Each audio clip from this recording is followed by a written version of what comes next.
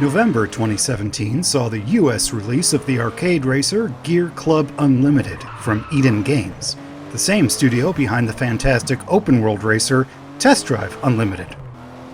This Switch exclusive was a full and premium release of the mobile free-to-start game GEAR.CLUB for Android and iOS, but with all microtransactions removed. You won't need to worry about artificial monetization or upgrade timers. You are simply given very generous race rewards, allowing you to play through the entire campaign pretty much without grinding, and you'll be able to collect and upgrade your fleet of supercars in no time. Speaking of the campaign, this isn't an open world racer like Test Drive Unlimited, but it does feature a massive number of race events, just over 400, spread out over an ever-expanding career map.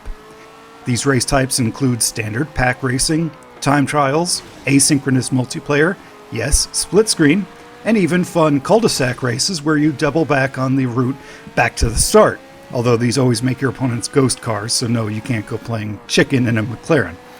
There are about 30 nicely detailed cars, all coming from real-world manufacturers, which was something of a rarity for Nintendo games in the past. So we have the bones of a good racing game. We have fast cars and plenty of fun races to take part in. Where things begin to sour is in the translation of the controls to the Switch. Unlike the mobile game, the Nintendo's gyroscopes are tuned way too sensitive to be playable, forcing you to pretty much use the thumbsticks for steering, which would be fine, but even they are a bit clunky. There's almost no play between straight and full lock, so the handling can be a bit oversensitive. Thankfully, there are assists to help smooth things out, and if you do make any mistakes, big fun mistakes, you're allowed to rewind with virtually no penalty.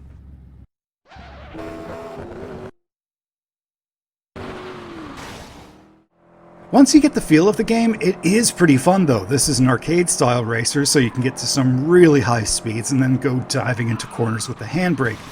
It's not refined or complex like Burnout, but it's good, simple fun.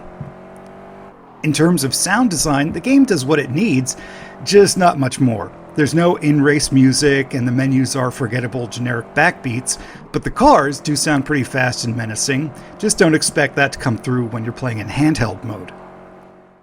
Visually, GEAR.CLUB Unlimited looks good for an older title that began on a mobile platform. It just needs a smoother frame rate. You won't have any next-generation graphics tech here, obviously, but the developers designed some nice-looking environments that vary as you progress through the map. You have Mediterranean coasts, European plains, American deserts, even some off-road areas. Think early Need for Speed games. Each area is reused for different course layouts, but in the right light it can look quite pleasant.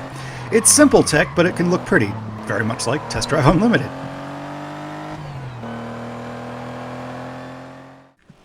The good news, though, is that the cars are the stars. The cars all look great, and most of them can be customized, so if you want off-road light bars on your Bentley, and you should, you can definitely make each car yours.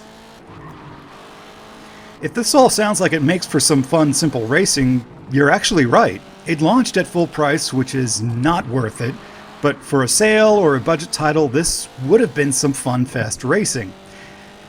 But you'll notice I said racing. See, there is a massive tech issue this game suffers from, and it makes it hard to recommend. See, in between races, you have a garage where you keep and upgrade your cars, and as you expand it, and you'll have to, these menus slow to an almost game-killing crawl. This isn't a terrible issue through, I'd say, the first half of the game, but during the final stretch of the campaign, when you are maxing out your garage, it was almost unplayable. I tried playing from several fast memory cards and even tried from the Switch's internal memory, and nothing changed. I'm not sure if the cartridge version is different. I digitally downloaded mine, but this is the type of tech issue that should never have passed QC or bug testing.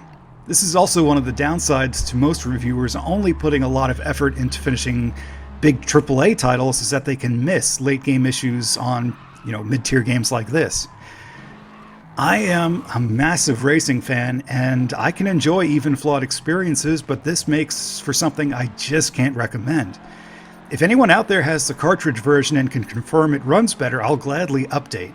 But as it is, this is just too frustrating. Nintendo could always use more racers, even if they are old, but this holds too big a flaw to ignore. So maybe next time. So, thank you all for watching.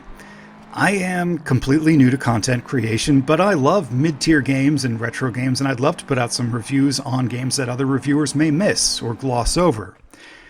For now, though, would you be my very first subscriber? Thank you so much for watching, and always remember, when things get tough, keep going. You are worth it.